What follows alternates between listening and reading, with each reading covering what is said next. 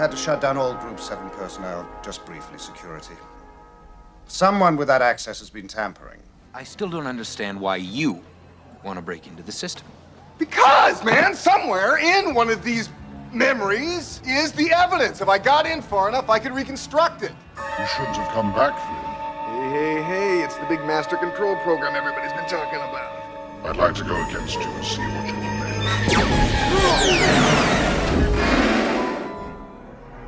I've got a little challenge for you, Sark. A new recruit. I want him in the games until he dies playing.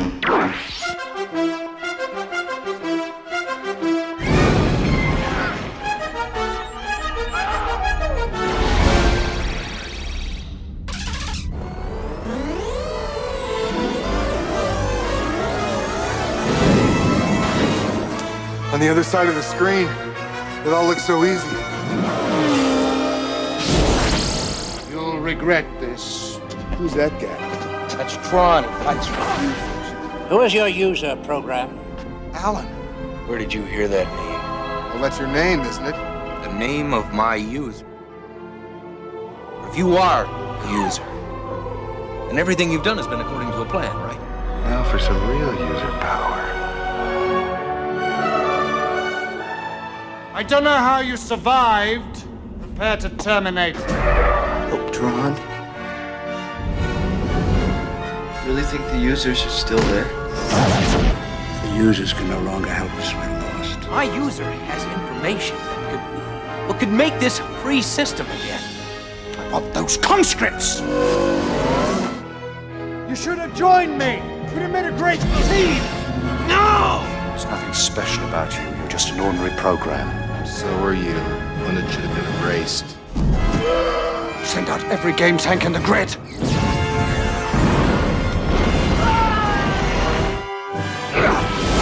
Finish the game. Nothing.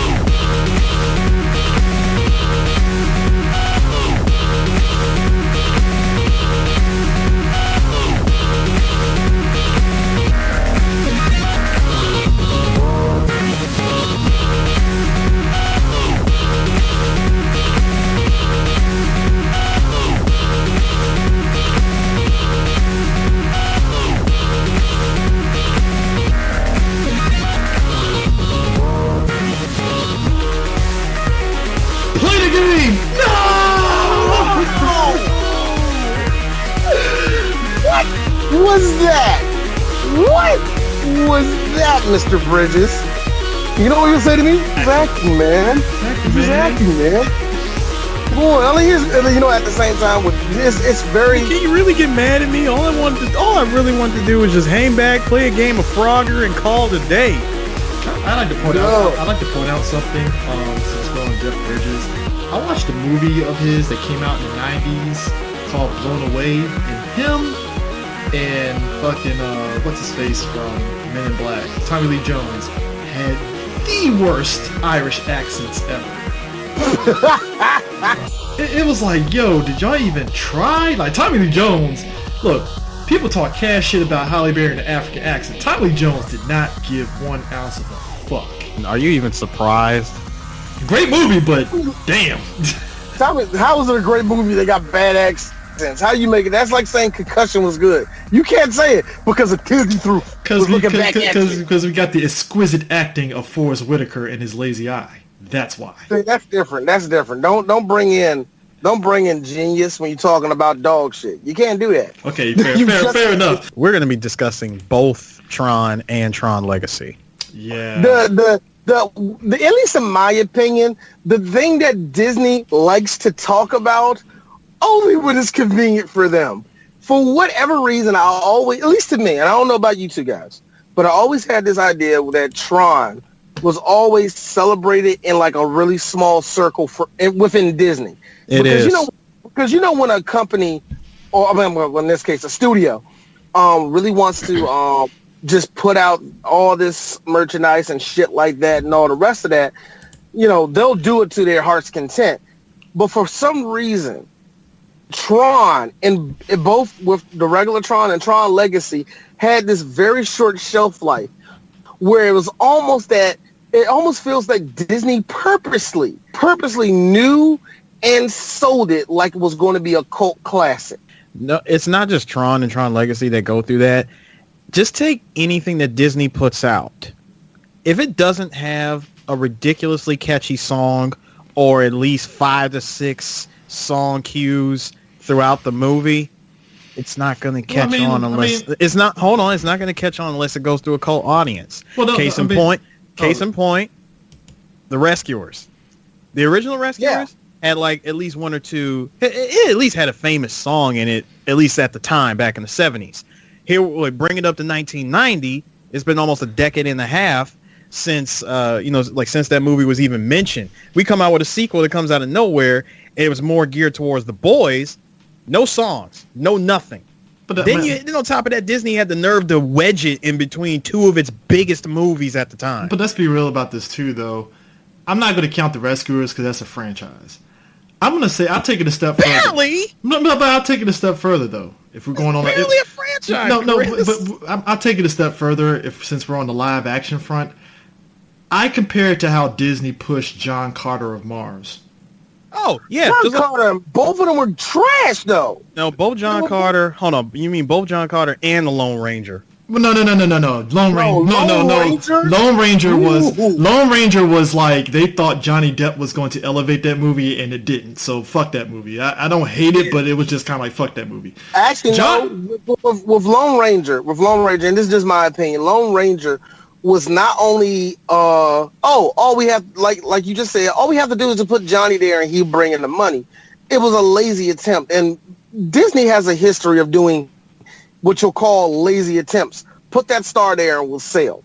Yeah, they have done that many times. And the reason why I say John Carter of Mars is because I didn't think the movie was that bad, but it really felt that Disney kind of used it as, hey, we're trying something new, guys, and it's an experiment. And because the box office said otherwise, they was just like, you know what?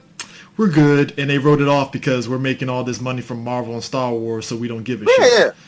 But here's the thing. But that's a movie that actually did become a semi-cult classic. What, John Carter? Yeah, it actually did. No bullshit. It did, only because, and I think it only became that way. One thing I will point out about John Carter, because I went and saw it in 3D IMAX, and it was probably the laziest use of 3D ever. I think John Carter just turned a lot of people off. And I don't think it was like, so everybody, the one excuse I heard for that movie was the title. I'm like, bullshit. No. But I think it just turned off a lot of audiences. I think, see, that's the thing. That's the risk that you have. It's a pulpy comic, kind of like Flash Gordon. But that's the thing. That's the risk you run when you do anything new, when you do anything that grand a scope and original and all the rest of that shit. You have to run that risk of you not getting that return or you alienating one audience or whatever. It's like, here's the thing. Like I told this to everybody as a fan of the series from Disney. I like the Pirate series. Now at this point they established that they established a fucking fan base. Here's the thing. If that first movie didn't do that well, we will never hear from it. Oh no. Ever again. It will be 20 years before they even think about doing like a remake. It'll still be Hey D, it'll still be a ride at Disneyland, but oh yeah, it'll be a ride at Disneyland. They ain't gonna make another movie. They ain't gonna make a movie. But that's like the same thing. The same thing can go for and the same thing can go for some of its lesser movies like they did in the '90s. Like here's the thing, the Herbie series gets so much praise, and then nobody dares talk about Blank Check. There's a difference. Yeah, there's a clear difference. And that's the thing about Tron is like when it came out in the '80s. It did. I mean, it's going up against E.T., so it's already like operating on like a downslope from the jump, right?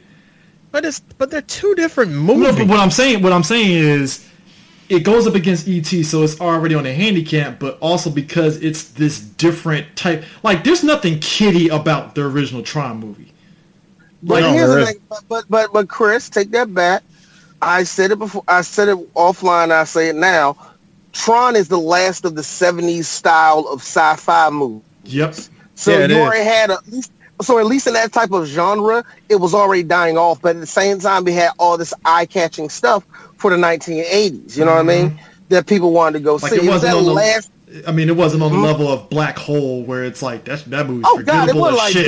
That. That's super. Now hold on, Black Hole is super cultish. That is all white guys. There's all white guys that still haven't washed since 1994. Okay, that's what that is. And again, look, I said it before at different panels that I felt like I was the only kid that watched Tron. I'm gonna backpedal on that one. I think I'm the only black kid that watched fucking the Black Hole back in the day. You are, because I don't dare watch that shit. Like I watched it because I was like, ooh, space, yay. But Tron also to me falls under that Disney umbrella of people kissing it on the cheek and then not giving a total shit about it. Like Disney has a bunch of those movies, and no, I'm not going to name them off. You fucking elitists. There are a couple MCU movies that fall under that same tree of, oh, hey, yeah, we made it, yeah. Okay, ready to get the fuck out of here? Let's get the fuck out of here. Hey guys, you don't want to watch me again? It's like, where's the door? Yeah, I can crack off three. I can crack all three. Thor: Dark World. Incredible Hulk. No. There's a difference between shitty and a good movie that gets rejected. Okay? Don't do that, Chris. Look. Hey, I said Thor: Dark World was background noise. I said that shit. Oh, it's a bad movie. That is a bad one, man. That is like MCU bad. That's bad. But really, you want to know what I think it is? A perfect example of that to me is actually the first Captain America. I think. I love that movie, but yeah. Yeah, people love that movie. They don't watch it. No. Let me back it up. It's one of those, and it's just and this actually ties into Tron. If you love The Rocketeer, you'll love First Avenger Captain America. If you didn't like Rocketeer, well, you're gonna say go fuck yourself, Captain America. That's basically how it is. Or you're gonna do the fucking poser thing and wait for phase 4 to start so you can say, oh man, now I gotta watch all the MCU movies. First off, people like Chris saying that, fine. He loves it. He lives it. He indulges the shit. I did videos on it because I watched it all. Yeah, thank you. He did videos and shit because that's his shit. Then you got some people that say that you're not gonna watch it, Terrence. Terrence, you're not gonna watch that fucking movie. You're gonna do this shit. All right, I'm gonna watch Iron Man 1. I didn't like that movie.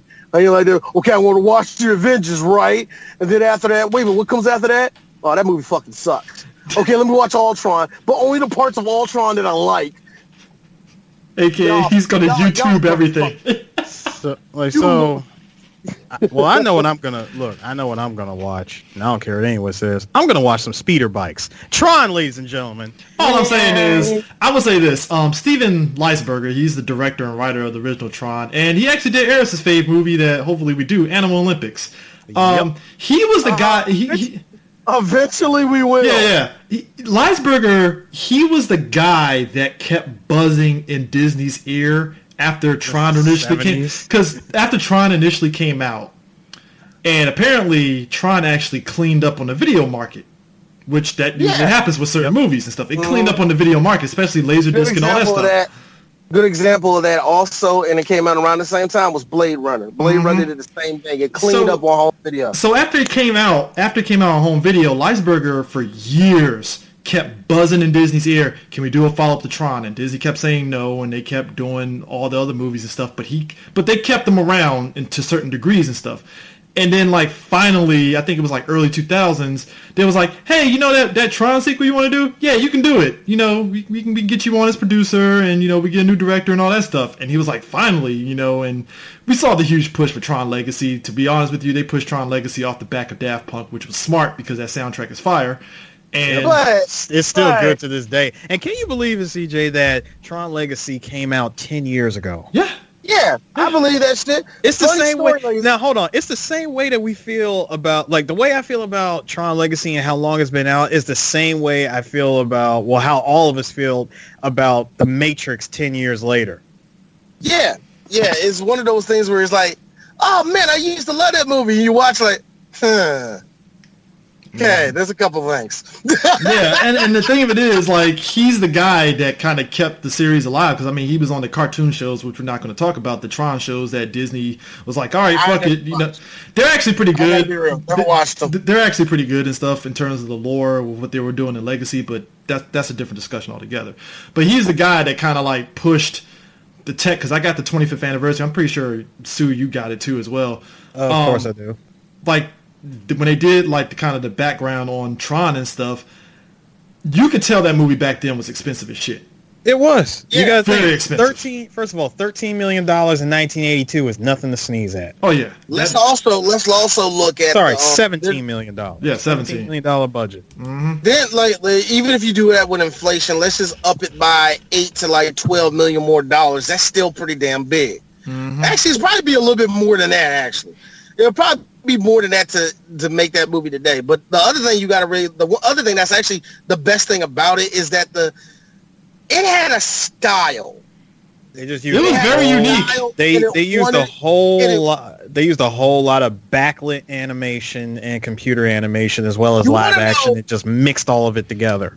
All right, Eris, you and I usually come together when it comes to artistic things. Eris, were you like me, slow stroking your dick when you saw David Werner drop down in that fucking helicopter where it was all black and all you saw was the red? First of all, slow. D, I'm sorry. Slow, bro, that's rookie pacing. I was feverishly going, all right? I said my catchphrase, let her rip, and I just went on. First off, Eris has been waiting to use the term let her rip for a cub shot for a while. I tell you what, man, you know, we're all computer geeks and stuff to an extent, right? Can you imagine? Now, special effects nowadays, you can get a fucking iPad and you could do special effects on your fucking iPad, no problem. Can you imagine in the 80s they had them giant-ass fucking computers doing all these special effects works and shit? God. You know, that's how computers work. This was groundbreaking, and like when you watch it, it's like, holy shit, this is fucking more ambitious than Star Wars, to be honest with you. Actually, it's because of Star Wars. It's because of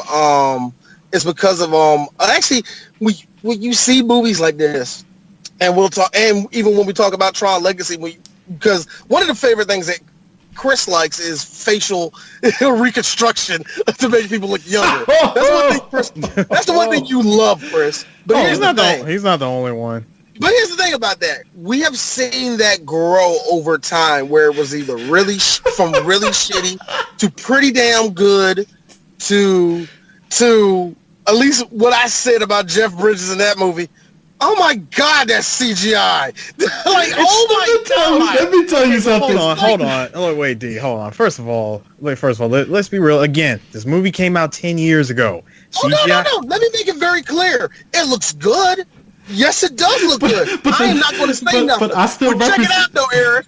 But this is all I'm trying to say is, the nigga looked like a character off of Metal Gear Solid 4, nigga. I'm just sorry. But here's the thing, though. But that's what I'm saying. But you have to admit, though, and this is why I say this was Disney making it because you remember the marketing for Legacy was like, oh shit, we're getting young Jeff Bridges and stuff, right? It was one of the things. That's the thing. They are just now figuring out. That was before I like to say shadowing. really made people look good when they try to reconstruct and it really wasn't until I want to say Iron Man 1 when they had the pictures of like young Robert Downey Jr. because by then he was And with that, and with that, CJ, I can say again sticking to Disney, with that, they went with just photos. Yeah, that's right. Yeah, that's That's different, and you could spin right off the dick of Disney on that one because everybody has been doing that for years when it comes to photos. Like the only other company, only certain companies dived into doing that crap, like DreamWorks, Warner Brothers. Oh shit! You know what? Sony You know what? Fucking dude, sucks at it. Fox did it with that fucking X-Men Origins Wolverine with young Xavier. Son of a bitch! Yes, I forgot about that. You're right. Everybody does, like I said, Chris, it's not a big deal. Yeah, it's not even. I totally forgot. Hey CJ, hold on. Not just young Xavier, young non-speaking Xavier. Walking. Thank you, Harris. Thank you. See, that's the key. That's the key right there. Non-speaking. He didn't even talk. Telepathic talking. What was groundbreaking? You want to know what was groundbreaking? It is a movie that we'll probably talk about one day. We'll see whatever happens. And that's Forrest Gump. Forrest Gump. Yes, it was. Everybody loved. They pounded their dicks so hard. Oh my God, Tom Hanks is shaking JFK's hand. Man, oh my God. JFK just said he has to pee. Elvis Presley. First of all, the special. I mean, even though that was 1994, the special effects that went into that was it's nothing short of amazing. I've actually seen the behind the scenes of Forrest Gump, and it's something. Yeah, it is something. It is. But here that's the and I wanted to bring it all together when I'm talking about that. That's the brilliant thing, and that's what makes Tron from Tron to Tron Legacy a kind of a beautiful thing, because it's the growth of computers. And when you see just that technology of being able to do facial reconstruction to make people look good and all that, come on, we all tripped out for those 4 shots of Arnold when he was all young in Terminator Salvation. We was like, yes, nigga! We lost our shit. Fucking Infinity War, we're going, holy shit! How fucking far have we gone? I mean, we have just gone so far. I mean, if we're going to be in a short amount of time when you really think about it. I mean, if you want to be real, around the same time after Tron came out, we want to talk inspiration. Another movie which is near and dear to my heart, The Last Starfighter. That was another groundbreaking space movie. That was another one that was like, yo, we're gonna take what Tron did and kind of up it a little bit and stuff. And it was like, oh, you know what? There was a lot of. Here's the thing. I always laugh at how people talk about present day, where we always go like, there's no ambition. There's no ambition. Yes, there is. There are people that are reaching for the stars all the time. But there is something, because there is something when you can look back on the ambition that was there at that present time. The 80s did, and that's the reason why we do have this little, at least us, probably because we were born in the 80s, that we have this fondness when we look back at 80s movies, and we love the fact, we love the blood, sweat, and tears that went into making a lot of these movies look good. That's why we love practical effects. That's what we love when they use any type of technology to make shit look good. You can tell that they put in time and effort. Now we say, oh, they're not doing that now. Nigga, do you know how long it takes to make a fucking video game now? Take a look at Netflix. There's some movies that they're using CGI pretty well, but that's what I'm saying. Good example of that. Actually, very good example of that when it comes to CGI. It's motherfucking iHeart. What's that, Robot? I Love Robots, or what they call it? That one. And see that whole series looks phenomenal. And it's like, I'm thinking to myself, back in the 90s, it would all been hand drawn, or the CGI would have been terrible. Yeah, but like I said, we're at a point now where everybody can do CGI with a touch of a computer. Yeah. Yes, we are. There was, and you know what does kind of get me? There is some effects that look timeless. We just said Forrest Gump. Another one for me, and it sounds weird, the first time I saw Toy Story on the big screen, still to this day, kind of blows my mind. Like, yo, this is not hand drawn. Oh my gosh, Like, it still kind of blows my mind. I still remember when I was in the movie theater, and just to see the way they moved around, especially that part, "You are a toy," just to see the flailing of the arms and the yelling. I still remember every second of watching that in the movie theater. We all had those moments, man. I mean, we gotta move off Toy Story because then you're gonna get me on Homeboy doing the songs like "Short People Got." No, we can't do that because that. People got no reason. Yo, that song came on the other day. I don't know who did it. I don't know. And it was on Russ Paul. Russ Paul always play like the wrong song to be funny. And all of a sudden, show people got. I'm telling you, man. I said after me and Sue got out of Toy Story 4, I was like, dude, I can't look at any Randy Newman shit because of that goddamn Will Sasso Mad TV shit. I was like, nope. Well, Going off of the fact that you guys have mentioned Toy Story, the cultural impact that Tron had. And again, this is a movie that came out in '82. From 1997. Yeah, around 1990. Yeah, I would say around 1997. It was found out that this movie was definitely like one of the most groundbreaking and inspirational pieces for Pixar. For John Lasseter. For him, the guy who was he was the head of Pixar and Disney's animation group, and he said, without Tron, there would have been no Toy Story. Yeah, that makes sense. That makes sense. That kind of makes sense. I mean, Lasseter was with Disney for the longest fucking time, so he's seen it all. At this point, he's like, all right, cool, we got something. There has to be when it comes to Tron, this cultural impact is very wide.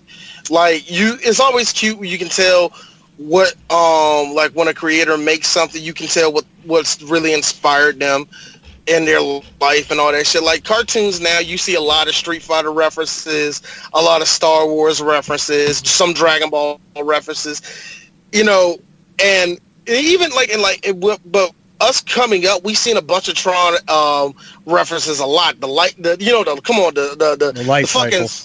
light cycles, number one. In some cases it matters what you were watching, the highlight, the fucking and I have to mention this, the fucking uniforms that they wore when he was in the computer, which, by the way, I gotta say this, as good and as really impressive as the 80s Tron looked like, those fucking costumes are terrible. I mean, let's be real about this. That was indicative of the 80s. Not even knocking the movie. It's just like it's one of those things where you look back on. When somebody had a mullet in 1995 and it was like, oh my god, what was I thinking about? I mean, but it's the they're so funky. Put this way, in terms of what Flynn and Tron and them wore, they were fine. It was the guards that I felt bad for. I'm like, what the fuck, man? Like, what are we doing here? Basically, anytime you saw Dillinger, I'm like, God, that costume is First off, we gotta talk about Dillinger and the fact that a magnet could have took out the master computer. Because here's the thing about the master computer, the MCP, right? So basically, in the first movie, Dillinger essentially stole Flynn's ideas and kind of made an empire off of it. Arcades and all that shit. Flat out plagiarism. Oh yeah, he Grey Land the shit out of fucking Flynn. And basically he's made his empire off of it. And the MCP basically is using that as leverage over Dillinger by saying, hey, if you allow me to keep, because Dillinger finds out the MCP is pretty much being Skynet. Essentially. Dude, he was Skynet before Terminator. Like he's literally doing corporate raids on other companies and shit, and I'm like, what the fuck, man? Like, dog, shut this shit down. What are you doing here? I need that 5 megabyte Chinese language file. Yo, 5 megabytes, dog. That nigga was like, so you gonna give me that Chinese language? Well, it's like, yo, I'm like this, nigga, get a bottle of Perrier and pour it on top of the computer. Get a drill through the fucking hard drive. Done. Fucking done. Done. Fuck that shit. Get a magnet. A magnet that solves all of this. That's all it would have. That's seriously all that's what. That's all it really needed was just drop a magnet. Drop a magnet on top of your desk. Roll credits. I'm sorry. I laugh at how quick we are with technology because you look back on this like 5 megabytes. Pfft, that's a thumb drive, nigga. What are we talking about here? 5 mega. Hold on. The whole Chinese language on 5 megabytes? That seems kind of small. That's a floppy disk. Yeah, Actually, that really, no, it wasn't. Not back then. That wasn't a floppy disk. No. 5 megabytes? First of all, CJ, a floppy disk is only 1.44 megs. Shit. Yeah, like I said, 5 floppy disks. Yo, Well, shout out you know what? and hold on, and shout outs to the listeners out there who remember the actual file size of a floppy. Hey kids, you want to know how old we are? I remember when my mom had to install Windows and she needed 8 disks to fucking do that shit. I remember that. Hey kids, hey kids, it's your buddy D. When I was a kid, I played this game called U.S. SEALs. It was a Navy SEALs game. It was 10 fucking floppy disks, and it ran slow as shit. Or how about when you try to... Guess what? And guess what? I had to update a computer. Yeah. And hold on, hey kids in 2008.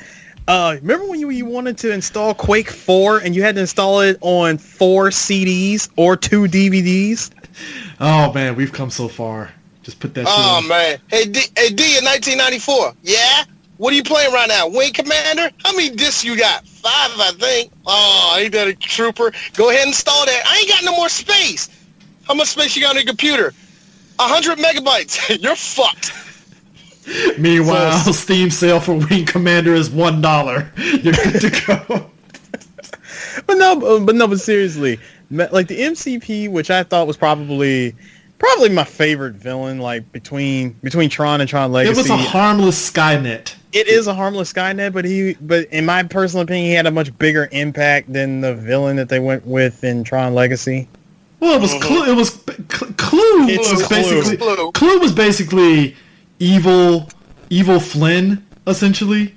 No, he became evil Flynn in the second movie. He was already in the first movie as just a hacking program. Well, he got in the MCP, deleted his ass, so basically Flynn recreated Clue again.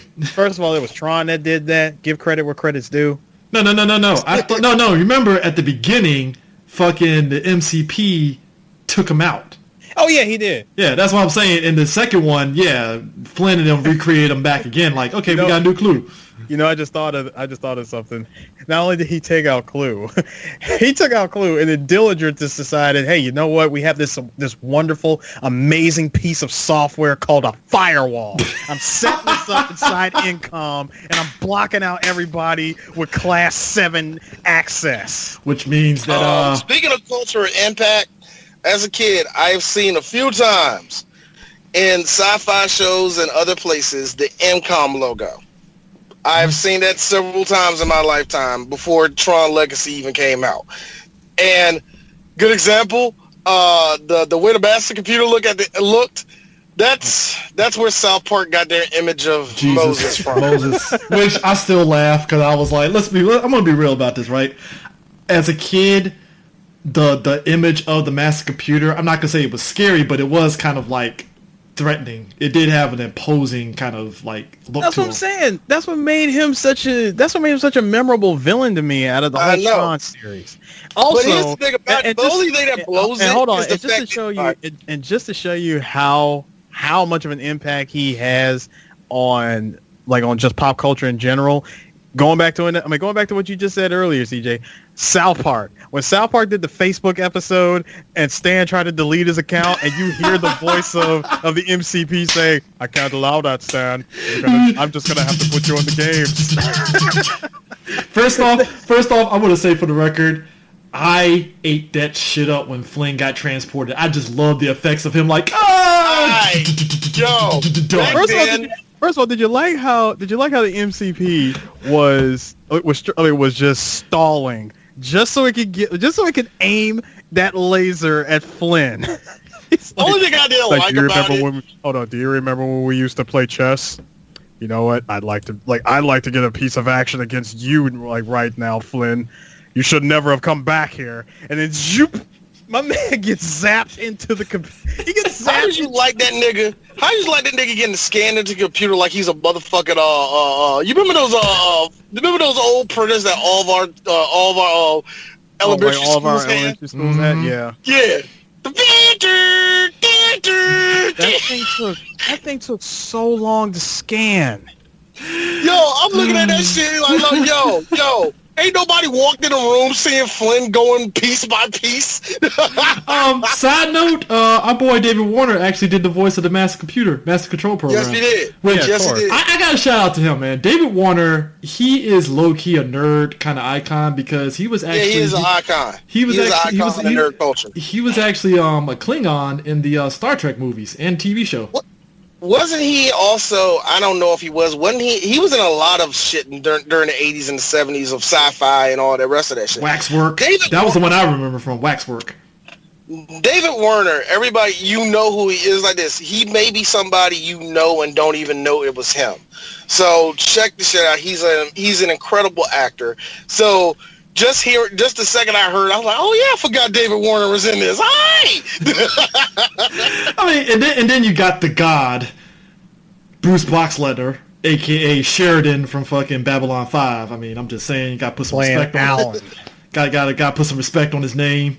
And with them 80s aviator glasses. How funny was it seeing a young Alan when you go back and watch the first movie and then watch Tron Legacy? Oh yeah. Hey, they worked some magic with his youthful look in that movie too as well. But yeah, the one thing, but you know what? It's kind of funny, Eris. I said this, and I hate the fact that I feel that way about Legacy.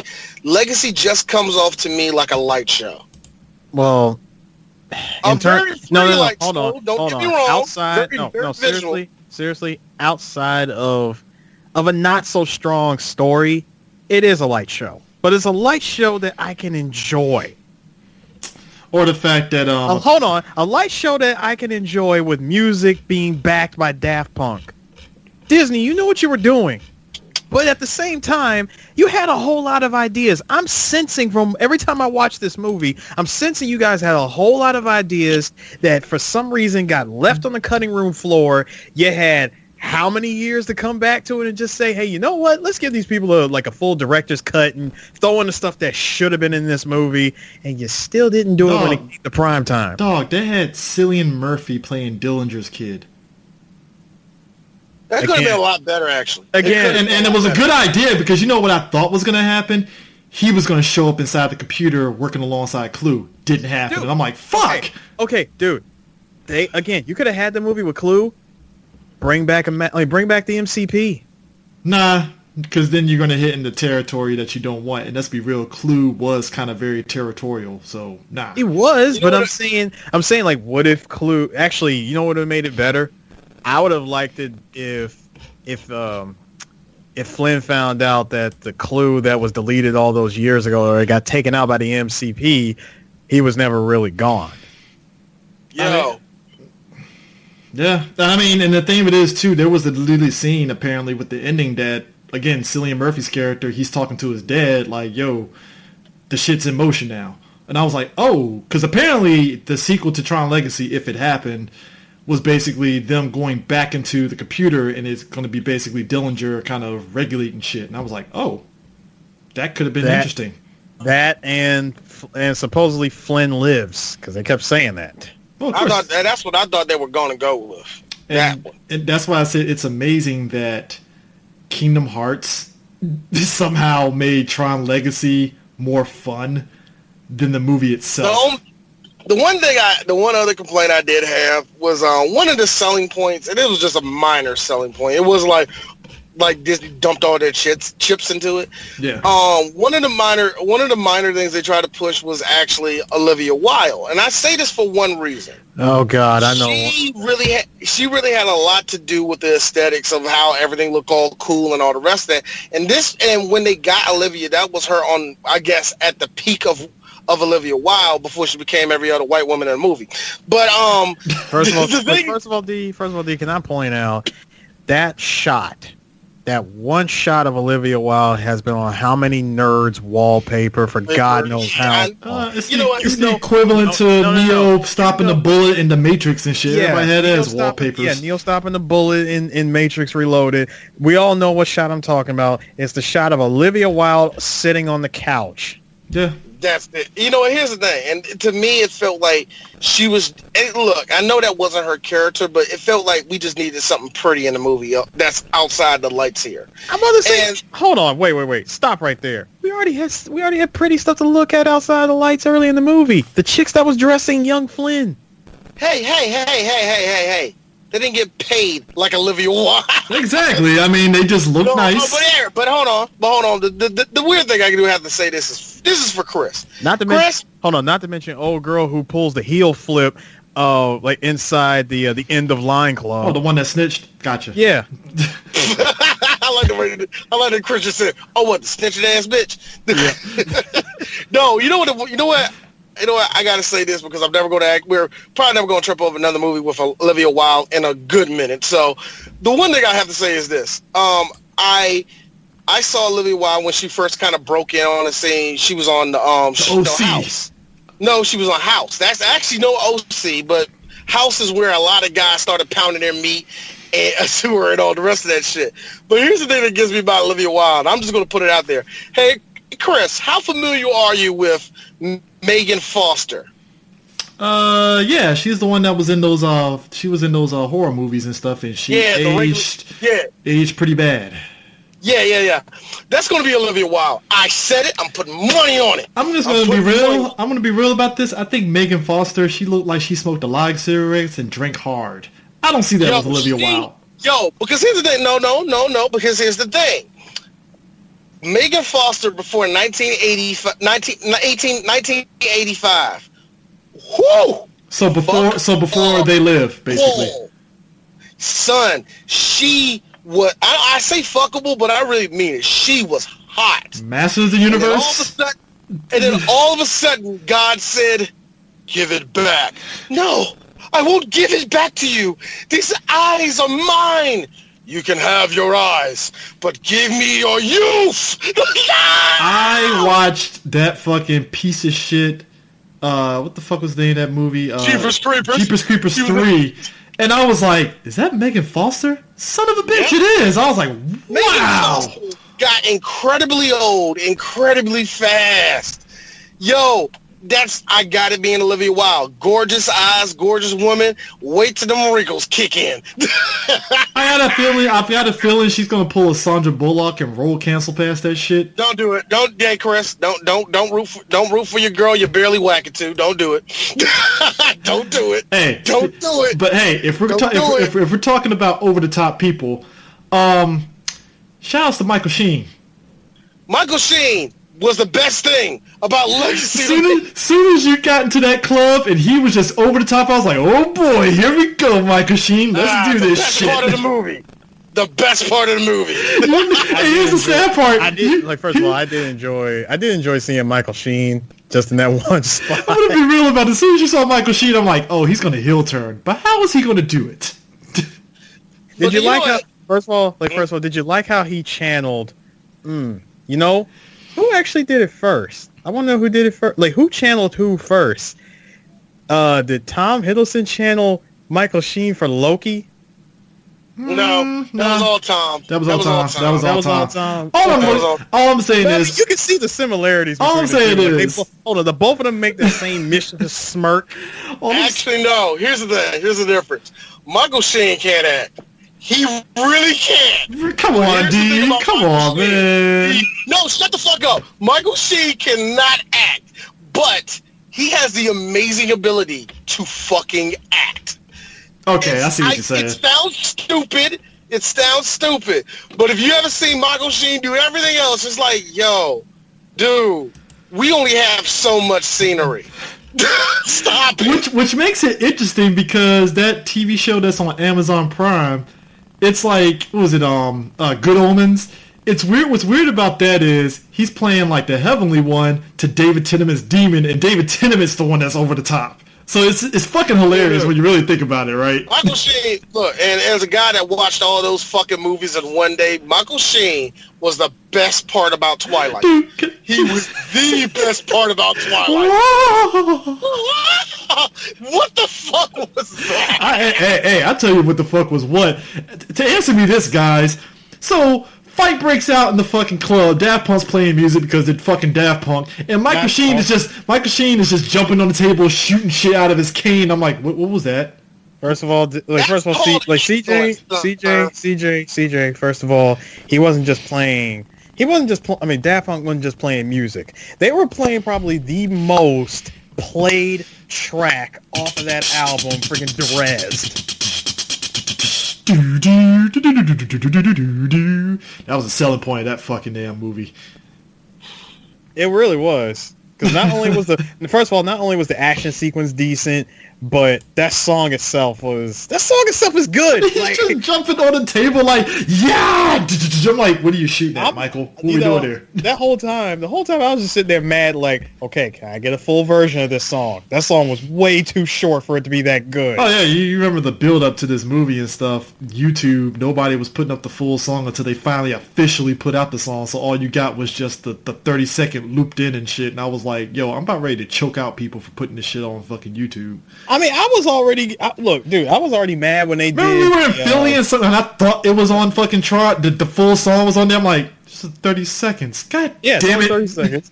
But I'm talking about the part where when Flynn first goes into the nightclub and they're playing that song before Derez called End of Line. That's another good track. Yeah. I mean, I dare say this is kind of a prelude to Drive a little bit in terms of like that kind of like synth. It was. And all that stuff. I mean, So I mentioned earlier offline to D, and I said the fact that there were certain segments of the original Tron that I liked more than Legacy. I like the light cycle segments in Tron versus Legacy. Yeah. I'll give you that. And maybe it's because it ended quicker in the original Tron. They just got straight to the point. Like, nope, boom, done. Well, hold on. I mean, CJ. First of all, they didn't just get straight to the point when it came to the original Tron. I mean, Tron. First of all, you didn't have an audience of programs watching. The light cycle. Which is why I liked Legacy in terms of that aspect of it, because they basically turned all the intimate stuff into like full-blown like American Gladiator type games, and I was appreciative of that. I thought that was actually pretty dope. And like I said, as much as I liked the original one, I like the aesthetics of how they updated the light cycles and stuff in the High Lie game, because now they're using rings and they're basically killing the shit out of each other, and I'm like, they actually use their data disk for the games. And Rensler, a.k.a. Tron, basically remastered, Rensler out here using fucking 2 fucking memory disks and shit, and I'm like, that's cheating, but whatever. I'm fine with it. No. First of all, it wasn't cheating. Disney was feeling Kingdom Hearts-esque and wanted to throw in some Organization 13 dual wielding keyblades or lightsabers. Ain't gonna lie, it was pretty badass though. It was. First of all, we're seeing the bad guy using 2 data disks. I mean, that's how it's supposed to be done. And he uses data disks on the light cycle. That was like, yo, that's a game changer. Wow, shit, they're using weapons on the light cycle. This is dope. Now, I did like the idea of young Flynn having to work together with 2 other programs, and we're like, all right, we're gonna do this. We're gonna beat these guys, and we're gonna win this game. They looked at him like, nigga, are you crazy? Have you lost your mind? But again, no. See, the one thing I always love about anytime a Flynn in general is injected to the Tron world, and they have to participate in the games, that the games ironically happen to fall in line with stuff that they are like the masters of. Apparently he wasn't a master of the new version of High Lie, because Rensler waxed his ass. No, see, he wasn't. He was not the master of that. However, when it came to the light cycles, my man rides around in the Ducati. True. I will give you that. He can avoid the cops in the Ducati, so... I mean, but you know what was funny, too? Like, if we're talking about, like, its impact, you remember that one dude that actually did a custom Tron motorcycle with the lights and stuff? I think that's what goes back to what Dee was saying about, like, Tron Legacy looking like a light show. Like, I like the updated suits and everything and stuff, and it's dope as hell. And it basically was a good aesthetic to the original suits. It was like, no, we're gonna go black leather, and we're gonna have the lights. You still got your red, you still got your blue-ish lights. Actually, it was like three different shades. You had like straight up blue, then there was kind of like red, whitish blue, and then there was more orange, not so much red. Yeah. You know, and like I said, it was a pretty simple design and stuff, which is funny because when you really look at it and stuff, it was like, oh, this is a pretty simple cosplay to do. All they really did was they just updated the look. They took the look of the original movie from 30 years ago and gave us this look, which, let's be real, I love the look of of the characters' costumes in Legacy more than the original. Don't get me wrong, the original costumes are still good, especially for the good guys who wore the blue. But if they were to go back and like retcon the entire thing and do like some sort of Tron reboot or remake or whatever, using the tech or using the style of suits from Legacy and making it a full-on original film, I would still enjoy that. I mean, if we want to be real too and stuff, also when you look at the club scene with Michael Sheen and them, those were kind of like updated versions of the 80s costumes a little bit. They were. Because they had like the little sash. It was a slight update. Yeah, it was. Yeah, I mean, it was like casual leisure suit. They had like the shoulder like sash thing that they had from the original costumes. Mm-hmm. And can I also say that in Tron, apparently the drug in Tron is water. Oh yeah, because the original Tron, they're drinking water, and he's like, "Oh my god, this is so great!" I'm like, "What is the water representing?" Didn't they specify what the water actually was? Like that was like something. It was like life. Power source or something like that. Yeah, I think it's like a power something. Yeah, it was like basically, it's like as if such a thing could exist. It's like liquid electricity. Yeah, basically. It's called water. Yeah. Okay. But I mean, so here's the thing about it, right? So if we want to talk about finales and the comparisons, right? So the finale in the original Tron is interesting because Dillinger's avatar in the computer gets waxed by fucking Tron to the point to where he dies. And MCP was like, you know what? I'm gonna sprinkle a little bit of my juice in you, and you're gonna grow giant. And second, don't say that. Hold on. Second of all, Chris, don't say it like that. Do I need to end it with no homo? Is that it? No, CJ. I was actually going to mention someone else. We actually saw like memorable characters go, like Ram. Oh yeah, Ram. Yeah, he caught the L from the tank. Speaking of which, actually, that was one of my favorite yells in the movie. The guys in the tank. Oh, how about when they were? Hold on. How about when the guys on the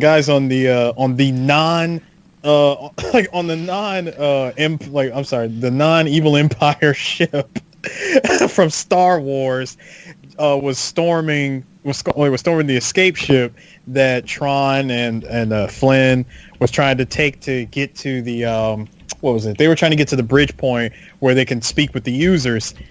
When they stormed that bridge and all the guards started showing up, did you like that one guard who said, "You know what? Screw this! Throwing this I'm chucking the staff and I'm leaping off to my doom." To me, that was one of those weird things that you see in those movies back then. You see that a lot in like 70s movies where guys just jump off. You know what? Turn to Howard Dean all of a sudden. It's like, I ain't gonna live. I'm not gonna live. Like, you know what? It's been fun, but I gotta go. You know what? I thought a lot of the people that bit it in the first Tron bit it to perfection. Mm-hmm. Especially the guys on the light cycles. All the Yo, that light cycle shit in the first one was like, yo, first off, if my black ass was in that shit, look, I got pretty good coordination, but not enough to fucking dip through all the fucking mazes of them shits. I'll be like, you know what? I'm dead. Fuck it. Done. You know what? To me, the highlight and the light cycles in Legacy, to me, that was like, I thought that was like their not the decum shot, but you can tell that they put a lot of time into that to make it look the way they did. You really, especially the highlight. Yeah, updated Especially it the all. highlight. I like the highlight actually more in Legacy, way more than I like it in Tron. Outside of play the game. Yeah. Hold on. Can we analyze the no that came out of Flynn when he said that? When Flynn realized, holy shit, I can kill him. Play the game. No! First of all, I love that low angle camera shot of him going, no. Did I'm you? like, why? If you're talking about camera shots, did you love when the camera pans to fucking Dillinger's eyes when he's about to press that button to get rid of Flynn, and the MCP was like, "Nah, nigga, don't do that shit. What are you doing?" Yep. Oh yeah. He was itching to push that. He was itching to kill him. He was seriously like itching to push that button, and MCP is over here giving this guy the dog whisper, like, "You keep him alive until I want him dead." It's like, that's great. That's like, you don't kill him immediately. This is why I will kill him in the games. This is why I laugh. I was like, so MCP just makes Dillinger giant, and Tron still prevails. All right, cool. I mean, yeah. all he had to do was throw his attack through a gap. It was like, what is this? The fucking Star Wars all over again? Shoot it through the gap. And then going back to the original film. Did everybody else mark out, at least back in the day, like back when we saw this as kids? Did you think it was cool when you saw, what's his name? Like when you saw Tron hold up the data disk and sends it to Alan? It's just a memorable shot. I thought it was just funny. Again, Tron throws it inside there and it prints out evidence. Yeah, that was funny. By getting rid of the MCP, you were finally able to print. No. He throws the data disk in there, and it's just like, and cuts the railroad. I'm like, what? Hold on. And you want to know what made that finale so great? That was all the evidence that Flynn needed just to prove that he made the game first. Cut to next scene, Flynn getting balling out of control, rolling out a helicopter. I was like, oh, well, that's nice. To me, that felt like, it didn't feel like a leap, but it felt like there was an easier way of doing that. that didn't take you to go into the motherfucking game, man. That felt like that was a much easier way of doing that. Oh, I stand by what I said, Chris. You over there, hey D, it's a wholesome family arcade. In what country? Okay, so here's what they're right. No. I already know what D is. I already know what D is referring to, and I'm just gonna go ahead and say it. CD, while you want a Disney movie to establish that you do. You wanted to establish the fact that this is a 1980s Disney film in the arcade. Now, kids in the arcade, somewhere in the back, there's some 18, 19-year-old. Then there's that one guy who's clearly 25 doing coke. I mean, if this was a Universal Pictures Tron, you would have saw somebody snorting coke. Just saying. Or just real talk.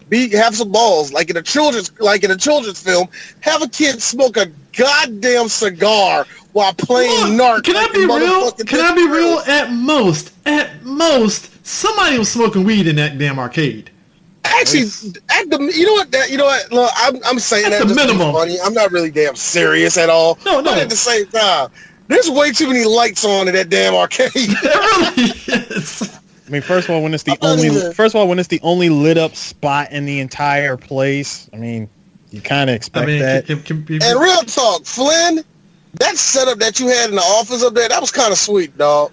I tell you what, though. Oh, absolutely. Can we? I gotta say, these two movies also, if we want to talk about like the times of past, we talk about arcades in the original Tron.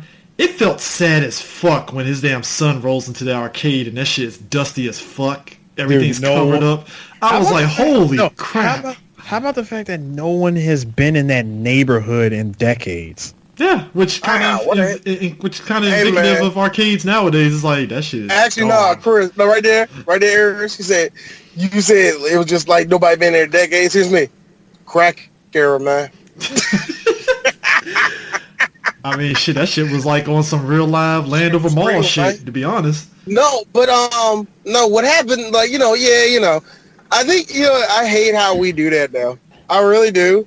I hate how that is our drive-through. That is, like, how our parents are like, well, the drive-through is no more. For us, it's like, well, the arcade is no more. That's our cane.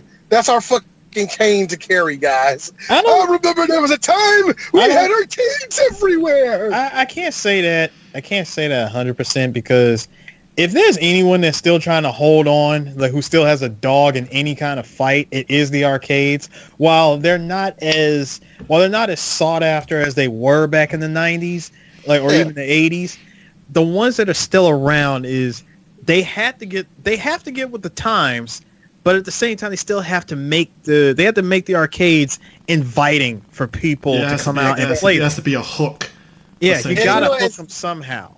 And it is, and you know what? I know people don't like mentioning it, but hey, that's where Dave and Buster's and Chuck E. Cheese comes in. And I gotta be real. I know a lot. Here's the thing. That is a thing that we don't like talking about when it comes to arcades. Look, there's no arcades no more in my town. Sure, there is. Do you have a Dave and Buster's there? That doesn't count. It does. Or it does. And me and Sue are gonna go to it. Round one, which is kind of the type of arcade that I wish Dave and Buster's was. See, first of all, no, yeah, those I can big explain, arcades. I can explain something about the round one arcades. Now, round one arcades here, I haven't seen any of them. I haven't seen any ones here, but the ones in Japan, it's basically just a giant amusement park of arcade games. Exactly. And you know what? That's another thing too. Amusement parks got arcade games everywhere. Yeah. You guys remember? Now hold on. Now I'm about to sound like somebody's mid-age uncle here for a second. Do you guys remember going to Greenbelt Mall and finding Street Fighter 2 Champion Edition in the corner? Bruh, let me tell you something. I never been there, man. If anyone ever listening, you lived in the DMV area, back in the 90s and the early 2000s, Greenbelt Mall used to have random arcade machines scattered about the mall. I mean, that is cool. That is kind of cool. That Greenbelt arcade mall was like a fucking cockroach. I'm like, how are you still open? How are you still here? How are you still here? How are you still getting? Hold on. How are you still getting quarters? You know what? Like I said, they exist. They're just so rare. And I remember I was at a mag. It was the last MagFest I went to, and. Wow, I can't believe I think I never told you guys the story. It was a bunch of us talking. One of the guys there, fucking Pro Jared. Anyway, yeah, I know. But anyway, no, D. It's funny you say that because the same time that you were there and you saw him, I was there and I have a picture with him. But here's the thing. And I was standing next to James. I was standing next to James AVGN that same time when I took that picture. But look, the thing was this is actually I went the following year, but whatever, them fucking matter. The point is, we was all talking, right? And somebody's like, they don't have arcades like this no more. I'm like, why the fuck is that not existed? And I remember turning to the white boy and I said, blame Nintendo. And everybody started laughing. He's like, I don't get it. They made consoles a thing. Mm-hmm. They made it a thing. They made it affordable.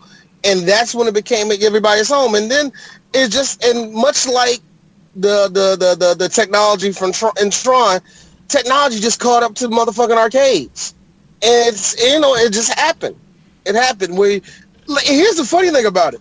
When it comes to arcade machines, I always remember hearing older people say, oh man, I cannot wait to the day I get to play an arcade style game. Quality, everything, on a console in my house. And that's the shit. When we could get to that point, that's when it's like awesome and all that. It was building to this shit where eventually arcades would get phased out. You know what I mean? Or they have to pivot to a Dave and Buster's to entice that's what I'm people saying. To do that. And that's what I'm saying. You have to have more than just, oh shit, man, they got to do Tekken up there. Nigga, I'll wait 3 months when it's out on PS3. This is why I believe movies like Tron exist, not just to tell a story, but it's also a think piece, because when you think about it, the movie is set around video games. not in the sense of like Wreck-It Ralph or anything like that, but in the sense of just imagine, you know, if we were to develop technology where we could digitize ourselves into a game. Everybody's waiting on that, man. Yeah. You know, much like this is exactly what Legacy was building up to. This is this is what happened with Flynn, and you know, and why Flynn got stuck there and never came home. He had an idea. It's like, hey, I'm going to change the way we think about everything, you know, from politics, religion, you know, anything that we've ever thought of before. What I'm about to show to you is about to get blown out the window. Hey, you have some sort of disease. I can take you into Tron world. You once you see your digitized self, poop, take it out and come back into the real world. Gone. Oh, side note, because, you know, we mentioned Flynn and Alan and them, right? So Alan's girlfriend, Laura and stuff, you know, she has her own avatar, and she's more or less doing the same thing in the real world. She's helping out Tron, and, you know, she's helping out Alan and stuff. The funny part was they imply in Legacy they got married, which I'm like, well, no shit. I already saw that shit coming a mile away. But she used to date. They kind of just pushed that. They just pushed that. Yeah, they just pushed it in there. It was like, he's like, yeah, me and Laura got married. And I was like, oh, okay, well, that's fine, cool. Even though you already knew from the first movie that she used to date Flynn. The one thing I did say to myself, and I immediately kicked myself in the nuts for, I was like, yo, they kept the arcade intact. And I was like, all they did was look at the old movie D and just made dust everywhere. Why do you act like that was impressive? Okay, you're right. Yeah. Now, the only thing that we didn't see in the first movie was we didn't know, at least it was never established, was that there was the game Tron. There was an actual Tron game in the corner, and when you push that one button on the jukebox, it actually slid it open like a bat cave, and you walked into it, and you go into this basement, and hey, here's that same Incom style CEO computer. Now, you know what's interesting? So at the end of Tron Legacy and stuff, Flynn's son basically backs up the grid on a thumb drive. Yeah, he did. Now, getting technical here, how big was the fucking grid for him to back that shit up on a thumb drive? Thank you! How big was that shit? The biggest one I got is 6 gigs, nigga. What the fuck? It's like 32 gigs and that is 64 gigs? I don't know. Wait. First of all, this is 2010. I am going to assume, 2010, something that's been around since 82, and the business has been, has continuing to boom and boom and boom all the way up into 2010. I'm going to say the entire grid is at least 12 gigs. I feel like it got to be more than that. I'm going to say 12. I'm going to say 12. 12 is a good number, but I feel like it's bigger than that. I'm going to say 12 because when Clue decided to kill the ISOs, my man went right-click, empty recycling bin and destroyed everything. Correction. He didn't destroy. He got Rensla's ass to do that shit. Correction on that one, man. He did. It's like, I gotta put your ass to work, dog. Go ahead and murk these guys. I'll be back. My cookies are still on fire. Yo, Rensler dual-wielded them fucking identity disc and murked each and every single one of them. I was like, well. Bro, we just saw the Tron version of... Oh, God. We saw the Tron version of young Anakin killing younglings. Bruh. Master Skywalker, what's going on? I'm sorry. Seeing Revenge of the Sith. No, I'm you know what sick in the head laughing at that, but I can't help but laugh at that because the kid backing up a second when he piles on the lightsaber. I'm like, hey kid, you could have ran at that point. No, you know the part they killed. No, Aaron. Hey, Chris, I got one for you. Yeah. Right there. Right there, he said Clue. I was like, no. Judge Doom dipping the motherfucking shoes into the dip. That's what I got out of that.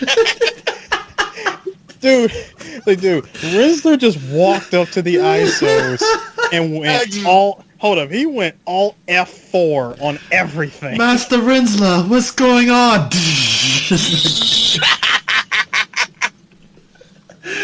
Oh my god, man! It's like, yo, that was some group. Like, I mean, they're computer programs, but it's the whole aspect of the emotion. Like, damn, there's some innocent ass people. Well, now see, and that's the difference. See, the difference is with the ISOs. They were a form of intelligence that showed up on their own. Flynn had nothing to do with their creation. Yeah, exactly.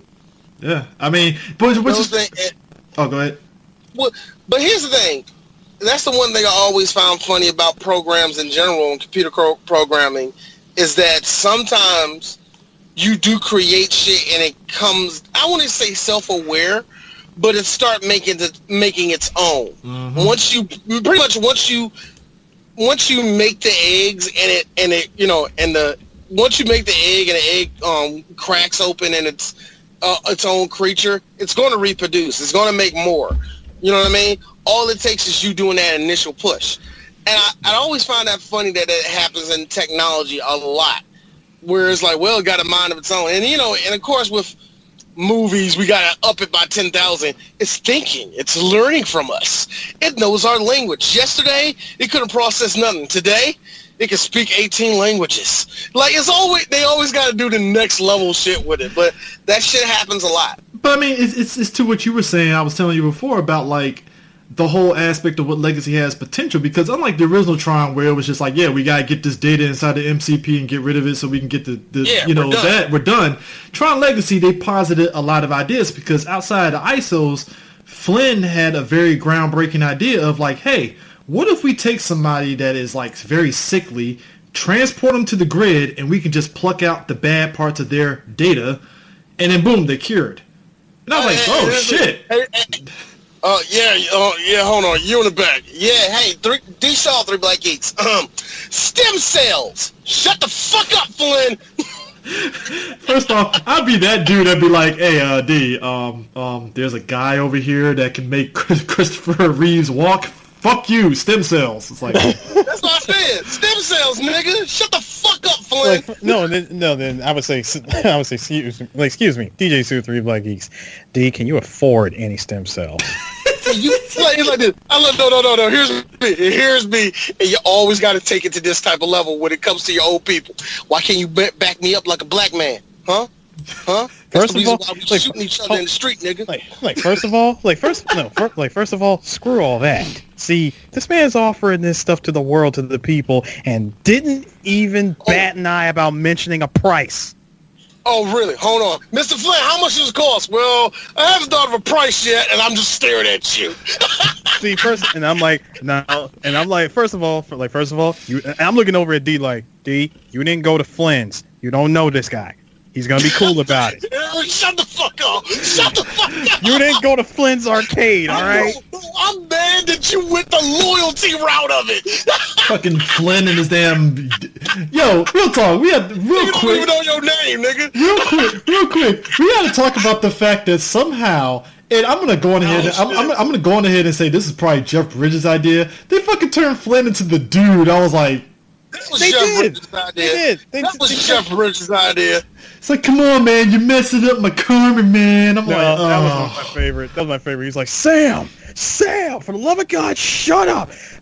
Sam, you're really messing with my Zen thing, man. Right there, I was like, Jeff, look, the Coen brothers are not going to call you back for a sequel anytime soon. I come from the future, Jeff. The most you're going to get is a Super Bowl commercial. Be glad, all right? The most you're going to get. I love you. No, the most you're going to get is the most you're going to get is a Super Bowl commercial. Save your money. Yo, I can say this right there. Also, you're going to make this weird movie called R.I.P.D.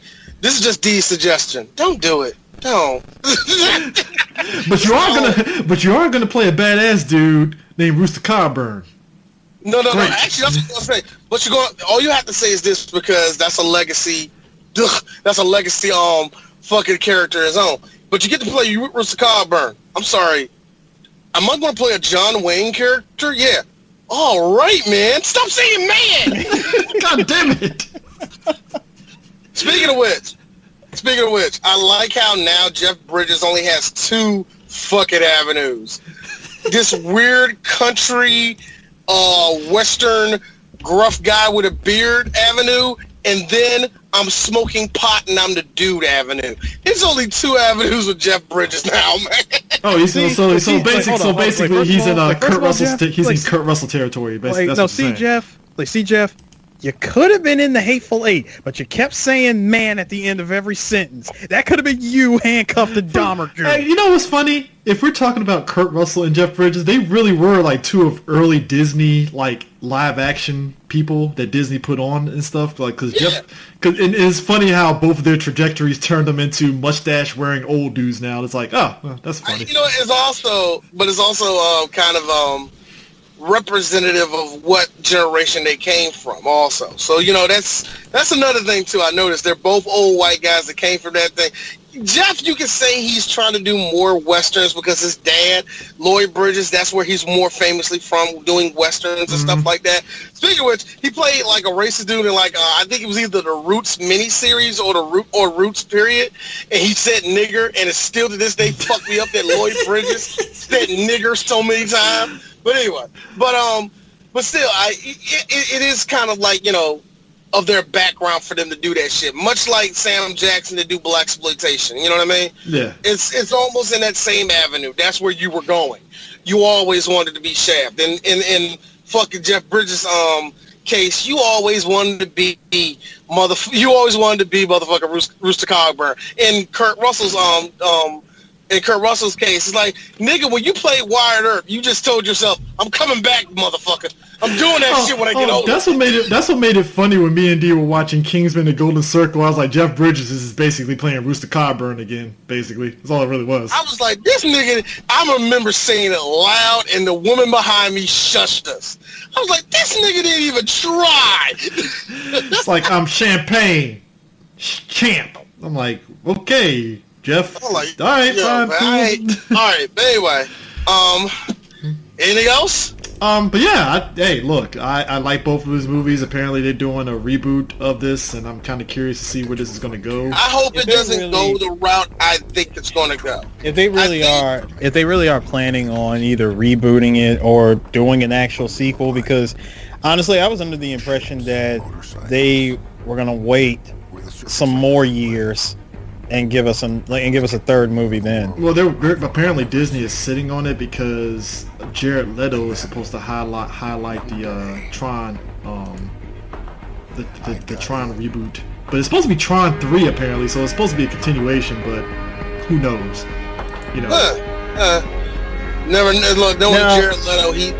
Jared Leto, he's actually going to get scanned into a motherfucking Windows computer.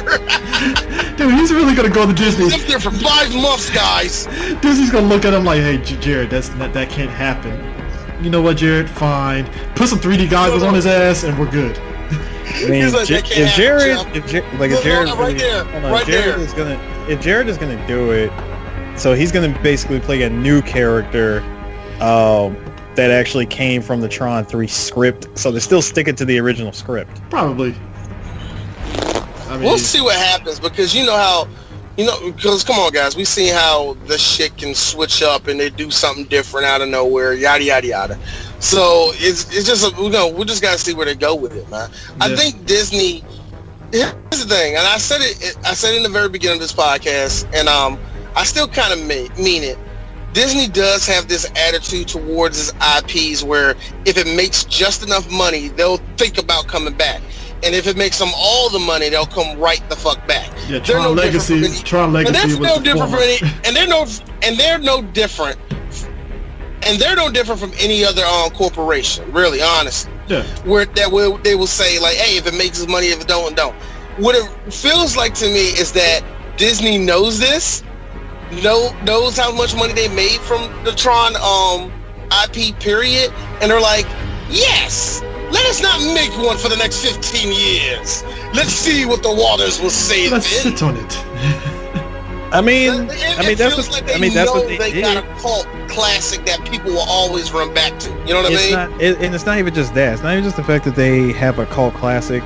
They know that they could sit on it, wait for the technology that they want to show up, And with as fast as technology's been moving, we might get it a lot sooner than how it was decades ago. Yeah. But then again, and I'm not saying that it won't happen, guys. But then again, there are some times where technology catches up and then exceeds what you want to do. Yeah. So, and I can't really give no examples of what movies failed in that aspect. I really can't. I really don't feel like sitting and trying to think about it.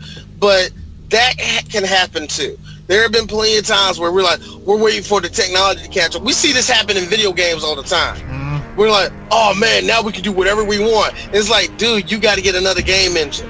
Why? Because your game engine is like 8 years old, man.